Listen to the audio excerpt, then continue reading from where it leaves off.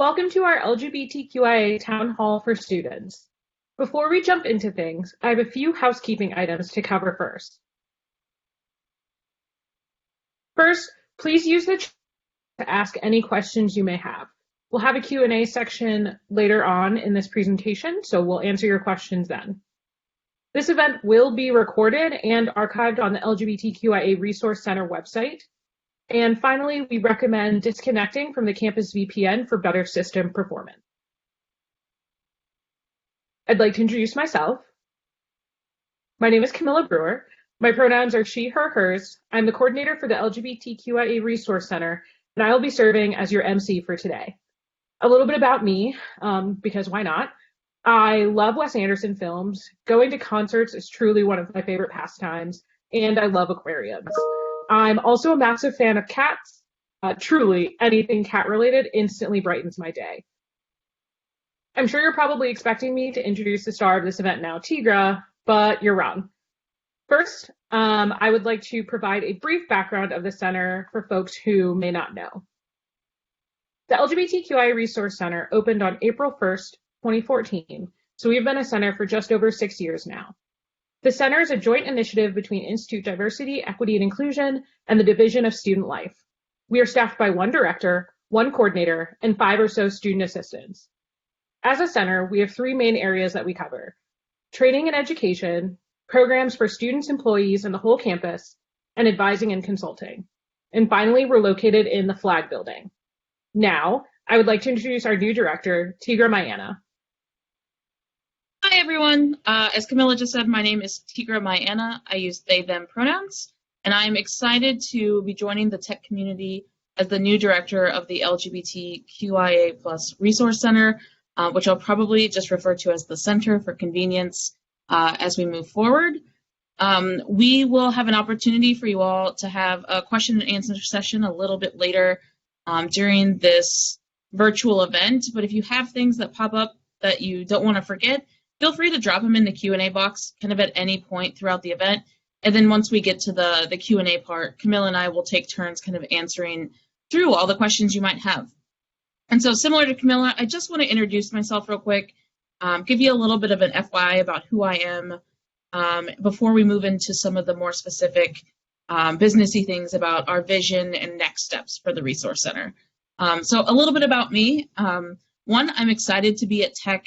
I really saw Tech as an opportunity for me to grow both professionally and personally, just because of the challenge of moving to a new region of the United States, a new institution type, and also I think Tech STEM focus is really going to be an interesting way to think about the ways we connect with and meet LGBTQI+ need. I grew up in rural Nebraska, so I'm originally from the Midwest, and I went to the University of Nebraska-Lincoln for both my undergraduate and graduate degrees.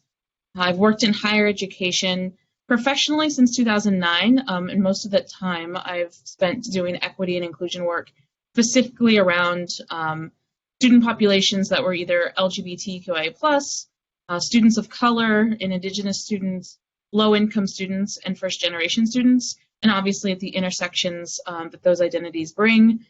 So a lot of my work has centered on kind of student experience and equity and inclusion. Like Camilla, I'm also a big fan of cats. My wife and I actually have 3 of them. And if you see the intro picture of me on the slide, you can see one of our cats that's hash brown in the background. And then we also have a dog. She's in that picture, and her name is Biscuits and Gravy. So we're a huge pet family.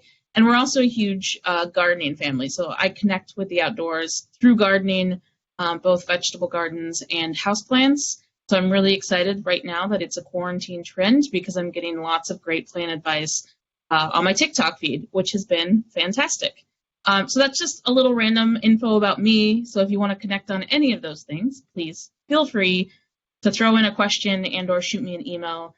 And now I'm going to get into a little bit more logistical stuff about kind of current issues facing LGBTQIA+ folks, and then we'll move into the vision that Camilla and I have for the center, as well as some of our next steps and how you all can get connected as students at Tech. So the first thing I want to talk a little bit about is just some of the current issues impacting queer and trans community members. Some of those things are policy changes at the state and national level, including the most recent reversal of transgender health protections. And so these are things that all of us are going to really need to be paying attention to and being aware of. Queer and trans students in particular are at higher risk for living with mental health and wellness issues that impact our ability to navigate day-to-day life. And we might also experience food and housing insecurity from a lack of financial support and resources from friends and community members because of LGBT identity. And then also, as mentioned previously, LGBT folks also carry other identities. And so we are also victims to systematic oppression like racism, sexual violence. And so these are all things that impact LGBT folks, not only at Tech, but in Atlanta and in kind of the greater world. And so what I hope is that we'll develop a better understanding of what the specific issues here are at Tech through some of our vision ideas and the next steps, so that way Camilla and I and the students, faculty, and staff who work and volunteer at the center are able to do some of that targeted work to offer better support and better resources. And so when we talk about the vision, Camilla and I have spent some time thinking about it this summer about what we want kind of some of those important elements of the center work to be. And those are identified on the slide right now. And we start with, one, the center's done and is really known for excellent community building and education programming. And so we really want to continue that and build on the foundation that's already been established. And one of the things we want to do is expand that programming to our graduate students and alum, particularly our most recent alum. I heard both in my interview and in my time on campus that both of these communities at Tech feel really underserved and want a stronger connection to the center. And so my hope is that we can do some of that for them. Another piece is Camilla and I are both experienced with queer mentorship programs prior to coming to Tech. And so we want to kind of think about what it would look like to have, if not a formal mentorship program here, elements of mentorship within our programming. And so what that means is we want to find ways to kind of create a bridge between undergraduate students, graduate students, and alum that connects to academic interest and passion or kind of career aspirations. And so that's something that we're excited for and wanting to incorporate into the work that we do. Next, and I think that this is important regardless, is creating larger off-campus connections. And so we're looking to not only look at Atlanta to see what exists kind of in the city around us, but other metro campuses, and also the other institutions within the university system of Georgia. So what are the ways that we can connect with them to build a real community of LGBT folks who are doing advocacy, education, and community building? That, I think, is going to make us be really successful in our next goal, which is expanding our advocacy work around policy and practice changes so we can better serve the needs of LGBTQIA+ folks here at Tech and across the university system. So collaboration is a huge part of my work and something that I hope to be able to bring to Tech as we think about making stronger connections both on and off campus. And finally, on-campus connections, right? So we're not going to be able to do this alone. LGBT folks just don't interact in our center. They're athletes, they're in gaming club, they're everywhere on campus, different labs. And so one of the things Camille and I hope to do is increase our on-campus collaborations, specifically working with the Division of Institute Diversity, Equity, and Inclusion, so we can create better spaces of equity for all of our Tech community. So those are some of our main vision ideas and things that we want to incorporate. And how we're going to do that, or what's next for the center specifically, is first off, kind of similar to all other departments and even students, is just thinking about how we're going to kind of move forward in the era of physical distancing and virtual programming. And so we want to think about ways that we can really do effective identity exploration, community building, advocacy, and education while trying to keep safe in the era of a global pandemic. And so we recognize that that's not going to end as soon as the semester starts. And so we want to think through and be really intentional about how we do this work, but keep safety as a priority. So that's something that we're working on. After that, and in alignment with that, we want to think about what the next steps are for the center, right? We have a strategic plan. It's kind of nearing its end, and we want to recreate a new one, particularly since the college itself is working on a new strategic plan. And so some of the things that Camille and I want to do in the next year or two is do an internal review of the center, specifically looking at the CAST standards for LGBT resource centers to see what are some of the services that we could be doing better, what are some of the things that we do really great right now and we should be highlighting, just to give us a really good idea of where we're at as a center and the resources that we provide. We want to follow that up with a campus needs assessment with our queer and trans community members so we can get an idea of where students are identifying the gaps to their experiences at Tech as LGBTQIA plus folks. And so both of those things are really going to inform what I think is going to be really important in the next kind of 3 to 5 year plan for the center is a new strategic plan. And so that's the goal of where we want to go and the goal of what we want to do in the next kind of 3 to 5 years. Oftentimes when I connect with students, and I've seen this both so far on Instagram and our Facebook and online, is how do people connect with the center? How do you connect with LGBTQIA plus things happening here at Tech? And I'm going to go through a couple of those things, but quickly I might cough. So how do you as a student connect with the center? We have a few ways that you can do that. Some of them are more passive and just kind of being more aware and knowledgeable of what's happening on campus and in the community. And others are a little bit more active and provide you with some space to give back to the community here at Tech. And so some of the things you could do, and I believe Camilla's going to try and drop down the links to these social media pages and also our newsletter so you can sign up if you're not currently signed up for those. But you can follow us on social media. The center operates both a Facebook and Instagram page where we post regular information about upcoming events or things that are happening in Atlanta or on campus around LGBTQI plus identity. We also share a lot of stories from other campus departments. So that's one way that you could passively connect to the LGBT community here at Tech. And you can also sign up for our newsletter. Maybe you're not much of a social media person. You prefer to get stuff in your email. The newsletter would be a great alternative to following us on social media.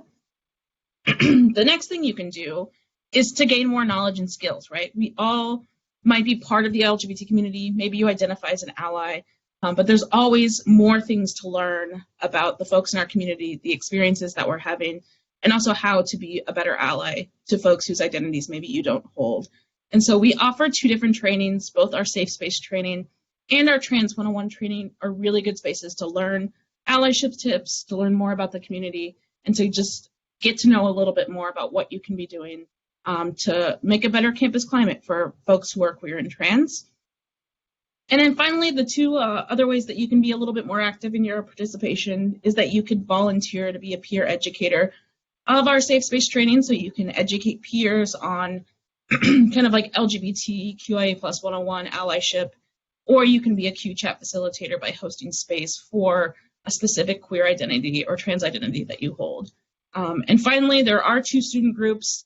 So if you wanted to be connected to student programming and activism around LGBT identity, I would really encourage you to look at Pride Alliance or join Grad Pride as 2 ways that you would be able to get connected as well.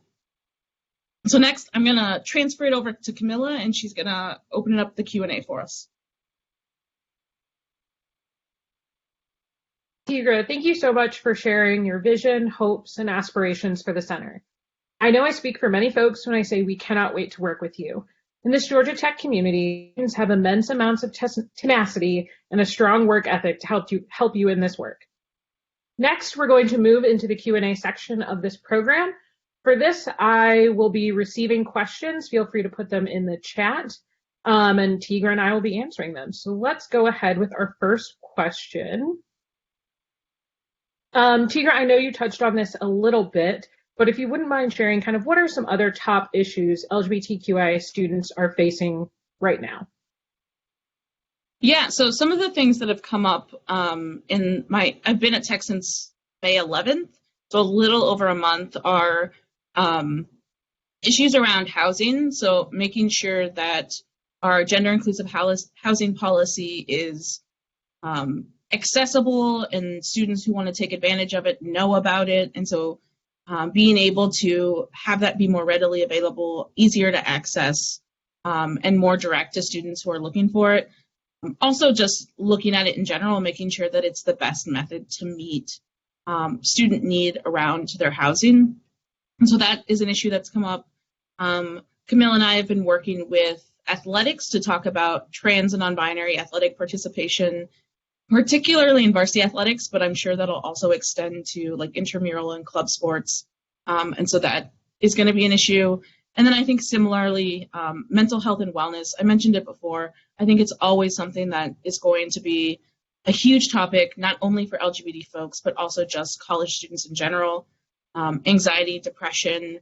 And so the center will be working and collaborating and really continuing collaborations, because these have existed in the past, with the counseling center here on campus, so we can provide some programming that's really targeted at the intersections of mental health and wellness while living with an LGBTQI plus identity. And I don't know, Camilla, if you had anything else that you wanted to add. Yeah, I just wanted to reiterate the housing practice, that as gender inclusive housing becomes more known about, we'll definitely have to pay attention to that. We'll have to get student feedback around kind of what the housing needs might be. I think also just thinking about facilities in general, so continuing to expand, thinking about the CRC, and about locker rooms, about restrooms everywhere, if they're accessible, and then accessibility of spaces as well. Yeah, and I think mentioning the intersectionality piece is really important, because as you said, our students don't just come as queer and trans students, they come as full beings, right? So I think as we're moving through kind of the anti-Black violence that's happening right now, thinking about how do we incorporate anti-racism work into the work that we're doing.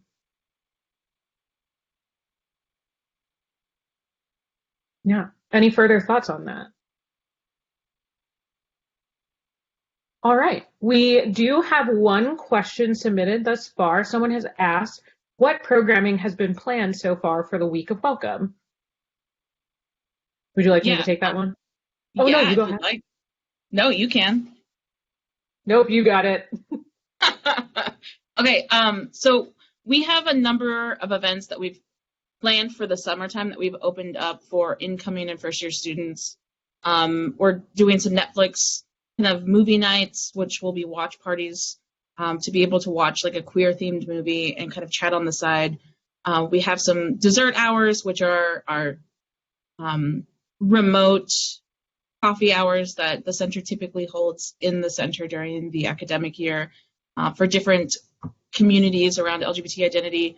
As of right now, during Welcome Week specifically, there's a Welcome Week has been expanded a little bit more broadly than that because of the fact that it'll mostly be done remotely.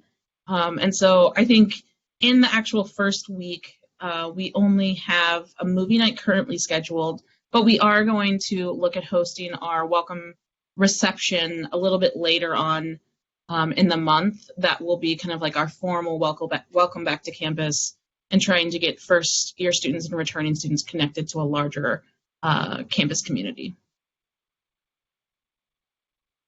Yeah, and I just want to jump in. I think during Week of Welcome, we had chatted about doing kind of like an open house to have people come see the center, meet us, see what resources we have.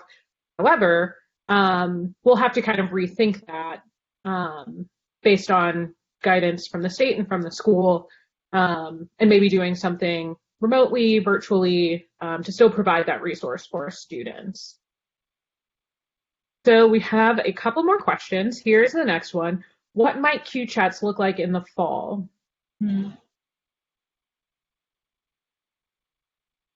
Yeah, I think we're still trying to figure that out. I think for some of them that maybe the regular in-person attendance is around 10 students. We're trying to think of if there's like a larger space we could reserve to be able to practice physical distancing, and still be able to hold those as in-person kind of discussion spaces. We're also thinking like it could be cool to offer them as like a hybrid. So not only would we have them happening in person, but we could also have like a Blue Jeans meeting set up, so that way folks could also join virtually if maybe they want to partake in the Q chat but still don't feel comfortable being there in person. One of the things we'll do is probably just really look to the facilitators to see what some ideas that they have. I know some of the facilitators have different group meet groups where they've kind of maintained connection. And so I think the plans for those are still kind of to be determined, but we want to make sure that we're continuing to provide space for student to student kind of community building and dialogue and discussion around the identities that they hold. Absolutely agree. I think deferring to the students, and they kind of know what's best, and we don't know how many students will want to meet in person. So I think we'll probably be looking at a hybrid model. Great. Next question is, the future of Atlanta Pride is uncertain this year. Any plans for supplementing that experience if it can't happen as it traditionally does?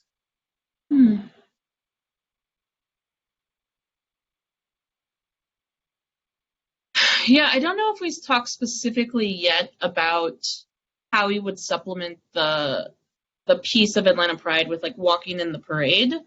It could be interesting to have our own campus parade. I don't know. We'll maybe look to see what that could look like.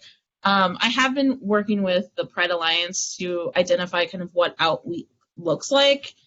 They have some ideas for how they can do some of their traditional programming while practicing physical distancing if that's needed, looking kind of into October. And so I think we'll have a number of our events and be able to celebrate Outweek in some similar ways that we have in the past. I'm just uncertain. As of right now, Atlanta Pride is still on, and so I'm not sure if that will continue or not. And if we would be able to find something that would be as meaningful for students as walking in the parade has been in the past. I don't know, Camilla, if you have anything to add. Yeah, I completely agree. Thinking through kind of what Outweek will look like, since we've done that for the past many years, Pride Alliance has done it for much longer. Kind of thinking through if we can have a socially distanced Pride Fest, what would that look like? Could we still have activities? So yeah, still working with Pride Alliance through that. Speaking of Pride Alliance, someone asked in the chat or in the Q&A, how do we join Pride Alliance? And I responded to their message with Pride Alliance's website, where you can find out their mission, vision, professional development. They have a rainbow and their officers listed there, so you can contact individual people. And I also dropped in the chat how to subscribe to their newsletter. Great. So next question. As a queer vice president of my Greek organization, I want to show potential members that Georgia Tech Greek life is inclusive to all LGBTQ plus identities. What steps can we take as a chapter or as a community to encourage those students to rush/join if this community interests them? So I'm just going to jump in really fast. First and foremost, we are changing the model of Greek Allies training, if you've ever heard of it. It is our allyship program training for Greek communities specifically. And this upcoming year, we are going to work directly with chapters to have our facilitators come to chapter meetings, whether those be virtual or in person, kind of depends on where the semester goes. Give individual trainings per chapter. So that is kind of one step you can take. Ikra? Yeah, I mean, I think this is an interesting question. So I myself am a member of a Greek letter organization. While I was at the University of Nebraska-Lincoln, me and a group of other folks got together and created a chapter of a Latina-based sorority while I was there, and I've been a member since 2006. So it's a multicultural Greek org. I'm not sure what organization you're representing, but we're part of the Multicultural Greek Council when I was there. I think it's a hard question to answer because I think particularly when talking about such gendered spaces as Greek organizations, we can't kind of group LGBTQIA plus together. I think that there's a matter of being inclusive of sexual orientations that aren't heterosexual, and then there's this whole separate thing around gender that requires, I think, a lot more really intentional work, and also really understanding, you know, what your organization's kind of stance is on trans and non-binary members. And so I would say I think it would be easier to think about how like lesbian, gay, queer, bi, pan, ace folks would feel, and you could show your support of those identities. I think it's a longer road to thinking how trans non-binary folks could be made to feel comfortable in a space that is designated for women or for men. If your like organization isn't explicitly founded for queer and trans folks, because those organizations exist as well. And so I would say, in addition to the training, I think that would involve some like longer conversations with, Camilla or I or Pride Alliance on like what are the things that you could be doing that would be able to make your space more welcoming, more inclusive, and more intentionally equitable for trans and non-binary folks.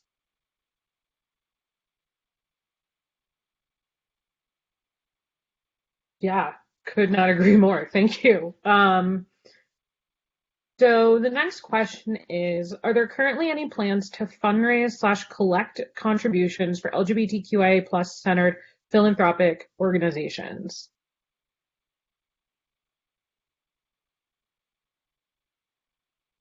I don't know, Camille, if you want to answer that. I hadn't thought about this. And being new to working at a public institution, I'd have to see what our capacity to be able to do that would be, because I'm just not certain. So I don't know if Camilla, if you have like a better answer to that question. I do not. I was going to give a funny response in that we're an organization that fundraises, so it can always be up to us. But I think outside of fundraising specifically for specific organizations, I mean, we posted on our Instagram when like Southern Fried Queer Pride is doing something, collecting contributions or fundraising for someone specific or for a cause.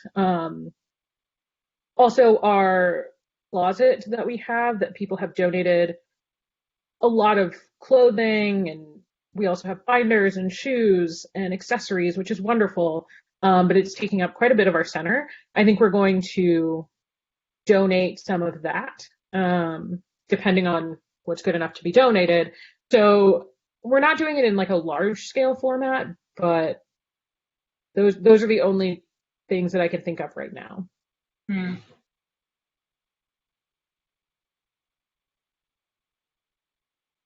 All right. We've had two more questions come in.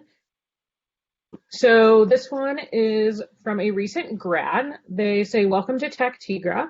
Is there anything the center will be doing to honor and keep alive the memory of Scout?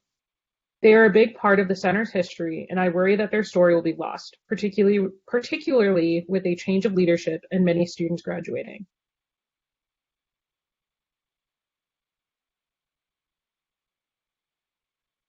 Yeah, no, Camilla, do you have anything that you'd like to add to I this do. before I okay.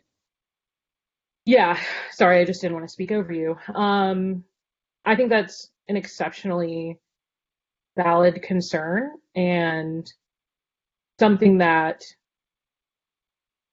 we are constantly thinking about in the center. I know Tigra and I were both not at the institution when Scout was there, so that you're not wrong that there is a change of leadership, right? But since Tigra only started about a month and a half ago, we have still had conversations about Scout and kind of about the continuing legacy, right? So something small that we wanted to do was that we put Scout's lavender diploma up in the center. Not, I mean, it's on one of our walls. It's not kind of front and center, so as not to re-traumatize or trigger anyone who might see it. But it is there for folks who might come in and just say, what is this lavender diploma? Can you explain it to me? So that's one way that we're kind of honoring Scout. And I know that Pride Alliance worked really, really hard to get a memorial bench for them. So there is a memorial bench on campus. Yeah, those are the two things I can think of right now. Tigra, do you have anything to add? Yeah, I guess I don't think I have anything to add in terms of how we would do it, because I wasn't here, and I've heard of some pieces about how their role was significant in the creation of the center and kind of where we are in terms of progress over the last couple of years. And so I think what I'd like to do is like ask for recent grads or current students who feel particularly connected to that and have their own ideas of what are some things that the center can do to help keep Scouts memory connected to our history and available for incoming students, future students, tech community members to be aware of. I'd love to hear what your ideas are. And whether that's, you just shooting me an email or us scheduling some type of remote meeting so we can meet if you don't happen to be in the area. I'd love to just hear from you and hear what your ideas are, what you would like to see, because I wasn't here when it happened. Yeah, and I think that folds into the work that we want to do with alumni, specifically a recent alum, kind of around their ideas of how they want to see the center grow and incorporating that into our vision and strategic plan. So thank you for asking. Our next question is, do y'all offer any events or are planning any events centered around queer healthcare, helping to navigate insurance, how to get PrEP, hormone therapy, etc.? I don't know, Camille, if you want to answer this from like a previous events offered, and then we can offer it like looking forward. Yeah, so in the past, we've had kind of one-off workshops. There is a workshop series that we have on queer health and wellness that we've done, some around queer health, queer sex. And I know that the Pride Employee Resource Group has done various advocacy workshops and created policy basically around healthcare for employees of tech. We don't, again, only been here 2 years. So I don't remember anything around helping to navigate insurance, hormone therapy, and PrEP. We have met individually with students to connect them to endocrinologists, to doctors outside in the Atlanta community. Yeah, from my memory, I've met individually with quite a few students. Okay. Yeah, so I think individual meetings, I think for me too, like working with STAMPS to see what they're offering and how we can make it inclusive of queer and trans healthcare needs. And then, yeah, I think potentially either if not a one-off, then we can figure out ways to, at least if not an in-person event, like having this information more readily available on our website or as a resource for folks who are looking for it. And it looks like there might be a number of folks with just the number of likes that question got. So.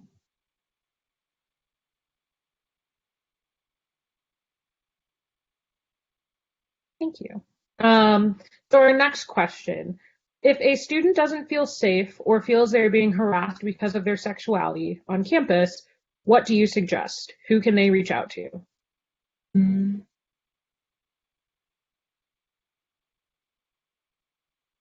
Well, for sure, I think you could reach out to both, like either Camilla or I individually to talk through kind of what you're experiencing, what support you would like, what you would like to see as a next step.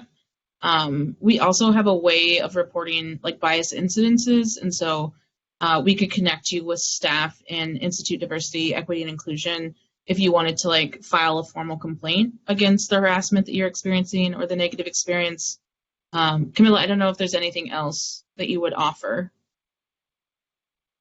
Yeah, so if a student doesn't feel safe or kind of wants to process through maybe an event that happened, if they weren't sure if it was harassment, there's definitely GT Care, which stands for the Center for Assessment, Referral, and Education, which will refer you out to different offices, to counseling, to psychiatry, whatever that may look like. There's also the Dean of Students Office. We have deans that are willing to meet with students all the time. How many deans do we have? 6? I think so. Yeah. So students can meet with them, discuss kind of what's happening, and the deans will work with them to kind of get that solved. Yes, that was correct. We do have six deans. Um, yeah. Any other thoughts? Yeah, I think the more Camilla and I can at least be made aware too of student experiences, and this is one of the reasons why in the future my hope is to do a needs assessment to learn more about the campus climate that exists for LGBTQIA plus folks as they navigate the entirety of the tech community. I think isolated incidents and responding to them is one thing, but if it is a trend or something that's occurring for every student that navigates through this, specific department or with a specific person, like that all becomes things that we can make note of and be able to provide action and direction around what our response could look like as staff members who are working towards making tech a more equitable place. And so I think even if you're not ready to do anything formal, if you're just wanting someone to know that what you're experiencing isn't okay and you just like want to be heard, I think minimally letting Camilla or I know about what's happening can be really helpful just in terms of us being able to create kind of a picture of where some of the gaps are in our service to queer and trans folks here at Tech. So that would be the only thing I'd add. Yes, and I just want to add that we are a confidential resource in regards to Title IX. So you can come to us and we would not have to divulge that information to Title IX. Mm-hmm.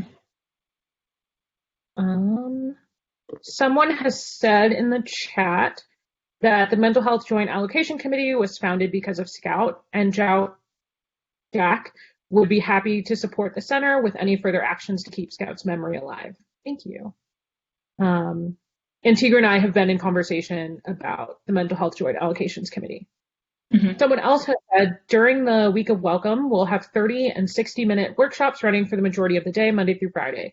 So if any student or Camilla or Tigra, so us, wants to host a workshop on queer issues, queer healthcare, queer sex, etc., feel free to reach out to me. Someone has put an email address from RHA. I'm working with the team planning Week of Welcome and would love to hear any workshop ideas and field potential workshops from students.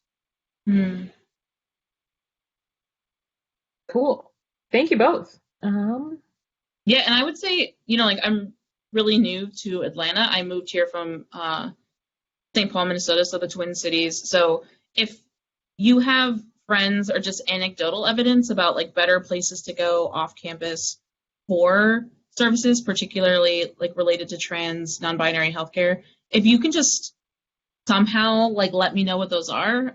Camilla and I meet regularly, and I'll meet more regularly with students who are looking for those services. And so it's always helpful to know direct experiences with specific providers or specific offices, because even though a place says that they do, like trans inclusive healthcare, doesn't mean that they do it the best or they do it in ways that are actually supportive of all trans experiences. And so if you have direct referrals or positive experiences or negative ones that you just want to let us to know, like not to send folks there, like please share those with us so we can make sure that we're up to date on what it is that we're like giving other students.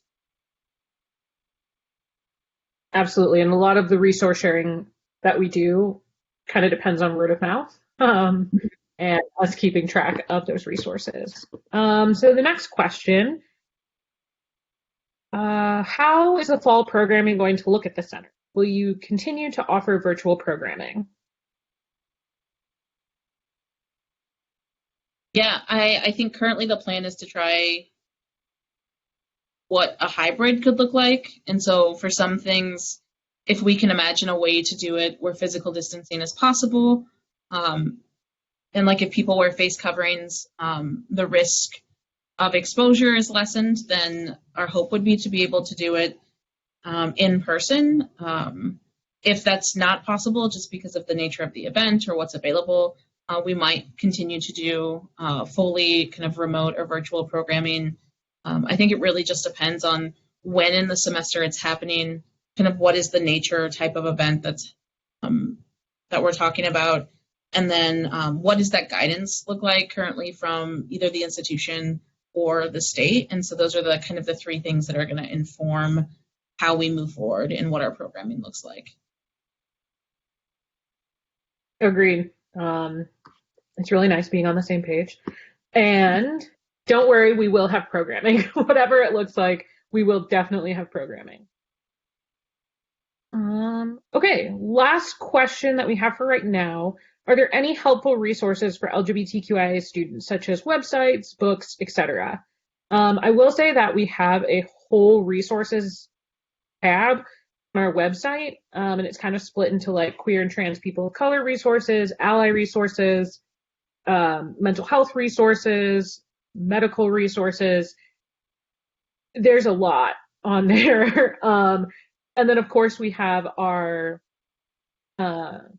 center library. So we have physical books in the center and DVDs that people can rent out from us. So they cover a wide range of topics, but all somehow queer and trans related, I promise. So yeah, Tigra, do you have anything to add? No, I would just say if you're looking for something specific, just shoot us an email right now and we can help you find.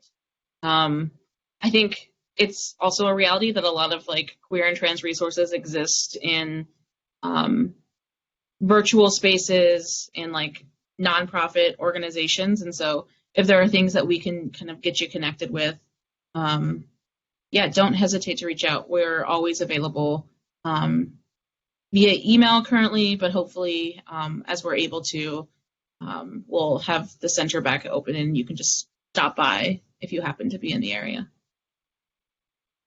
Yeah, and we have a backlog of tons of resources from other programs we've done, like healthy relationships, ethical non-monogamy. We just have a ton of resources. So if there's anything specific, like Tigra said, please send us an email.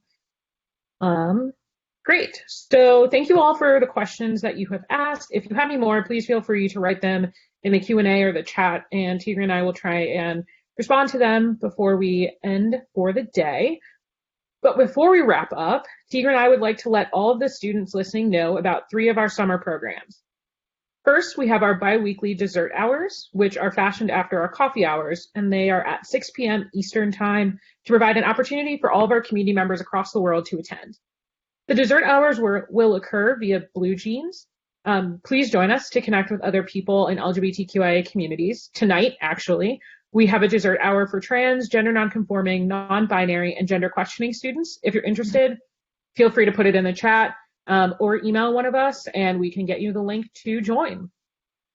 Next, we have our Netflix watch parties. We'll be watching LGBTQIA movies together via the Netflix Party Google Chrome extension and chatting via the message box throughout the movie. It truly is exactly how it sounds. It's just a Netflix watch party. Follow us on Instagram to learn which movies we'll be watching. You'll also be able to vote which movies you'd like to watch together. Finally, we have our Queer Liberation Art Crawl. So June 28th, 2020 will be the 50-year anniversary of the first Pride March. As a center, we want to honor all of the LGBTQIA ancestors, trailblazers, and courageous humans who came before us. To commemorate this day, we are holding a Queer Liberation Art Crawl on June 29th, 2020, all day via our Instagram page. Our goal is to have a collection of various types of art, so visual, performance, written, music, literally anything, celebrating queer liberation and detailing what queer liberation means and looks like to you. All you have to do is tag at GT_LGBTQIA, which I put in the chat, on Instagram, or tag us on Facebook on any post of you showcasing your artwork. Or you can feel free to email us your work as well. Yeah, those are our 3 summer programs that we have coming up fairly quickly, and we just wanted to share them with you. So thank you for joining us today. We hope this conversation has been enlightening and uplifting. If you need to contact me or Tigra, please feel free to email us at the addresses you see on your screen. Check out our website for our summer programs. Please make sure to do that. It's listed right there. And we have various events for students as well as faculty and staff. When we are back on campus, we invite each of you to come to the center to personally meet Tigra, of course, when we're allowed. Tigra, do you have any final parting thoughts? No, I don't think so. And then Stephanie, Okay. Stephanie corrected us. We have 9 deans. Yes. My bad. So there are 9 people that you could connect with, in addition to Camilla and I, and other staff on campus. There's lots of staff. So There are.